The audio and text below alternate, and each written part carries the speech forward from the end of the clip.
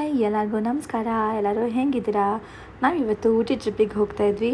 So on the way Gopalaswamy ಹಿಲ್ಸ್ಗೂ ಹೋಗಿ ಹಾಗೆ ಹೋಗೋಣ ಅಂತ ಅಂದ್ಕೊಂಡ್ವಿ. ಸೊ ಶುರು ಆಯಿತು ನಮ್ಮ ಜರ್ನಿ, ಸ್ವಲ್ಪ ಫೋಟೋಸ್ ವಿಡಿಯೋಸಿಂದ. ಅದಾದಮೇಲೆ ಹೊರಟ್ವಿ ಗೋಪಾಲ ಸ್ವಾಮಿ ಬೆಟ್ಟಕ್ಕೆ. ಬೈಕಲ್ಲಿ ಹೋಗಬೇಕಾದ್ರೆ ತುಂಬ ಚೆನ್ನಾಗಿತ್ತು ಸೀನ್ರಿ ನೋಡೋಕ್ಕೆ.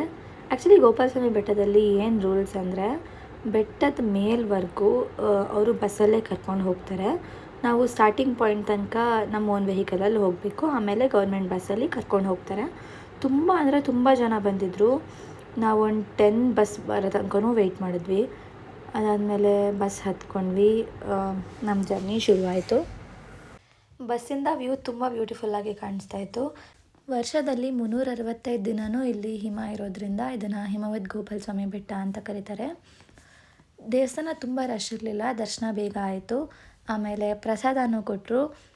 ನಾವು ಪ್ರಸಾದ ತಿಂದ್ಕೊಂಡು ವ್ಯೂ ನೋಡಿಕೊಂಡು ಫುಲ್ ಎಂಜಾಯ್ ಮಾಡ್ತಾಯಿದ್ವಿ. ಆ್ಯಕ್ಚುಲಿ ನನಗೆ ಇಲ್ಲಿ ಎರಡು ಆನೆ ಕಾಣಿಸ್ತು, ಬಟ್ ಅದೇ ವಿಡಿಯೋದಲ್ಲಿ ಅದು ತೋರ್ಸೋಕ್ಕಾಗಲಿಲ್ಲ. ಅದಾದಮೇಲೆ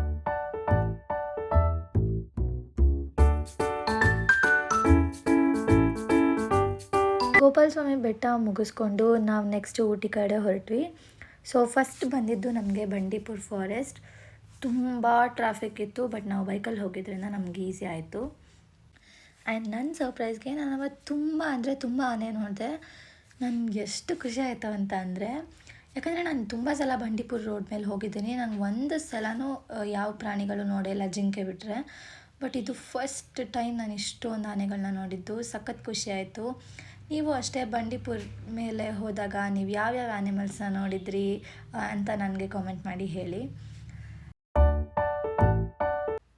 ನಾನು ಕಾಡೆಮ್ಮೆನೂ ನೋಡಿದೆ, ಹಾಗೆ ಸುಮಾರು ಆ್ಯನಿಮಲ್ಸ್ನ ನೋಡಿದೆ. ಜಿಂಕೆ ನೋಡಿದೆ, ಬಟ್ ವಿಡಿಯೋ ರೆಕಾರ್ಡ್ ಮಾಡೋಕ್ಕಾಗಲಿಲ್ಲ. ಎಷ್ಟು ಟ್ರಾಫಿಕ್ ಇತ್ತು ಅಂತ ಅಂದರೆ 3 ಕಿಲೋಮೀಟರ್ಸ್ ತನಕನೂ ಕಾರ್ಗಳಂತೂ ಮೂವೇ ಆಗ್ತಿರ್ಲಿಲ್ಲ, ಹಾಗೆ ನಿಂತಿತ್ತು. ಸಖತ್ ಅಂದರೆ ಸಖತ್ ಟ್ರಾಫಿಕ್ ಇತ್ತು. ಆಮೇಲೆ ಬಂಡೀಪುರ ಮುಗೀತು. ನೆಕ್ಸ್ಟು ಮಧುಮಲೈ ಫಾರೆಸ್ಟಿಗೆ ಎಂಟರ್ ಆದ್ವಿ. ಮಧುಮಲೈ ಫಾರೆಸ್ಟ್ ಅಂತೂ ತುಂಬ ಬ್ಯೂಟಿಫುಲ್ಲಾಗಿತ್ತು, ತುಂಬ ಗ್ರೀನರಿ ಇತ್ತು ಬಂಡೀಪುರ್ಗಿಂತ. ನೆಕ್ಸ್ಟು ಅಲ್ಲಿ ಹೋಗ್ತಾ ನಾವು ಒಂದು ಬ್ಯೂಟಿಫುಲ್ ಪೀಕಾಕ್ನ ಸ್ಪಾಟ್ ಮಾಡಿದ್ವಿ. ರೋಡ್ ಸೈಡಲ್ಲೇ ಇತ್ತು, ಸಖತ್ ಚೆನ್ನಾಗಿತ್ತು. ಅದು ಒಂದೇ ಇತ್ತು, ಕ್ಯೂಟಾಗಿತ್ತು. ಹಾಗೆ ಹೋಗ್ತಾ ತುಂಬ ಜಿಂಕೆಗಳು ಮತ್ತು ಎಷ್ಟೊಂದು ಪ್ರಾಣಿಗಳನ್ನ ಸ್ಪಾಟ್ ಮಾಡಿದ್ವಿ.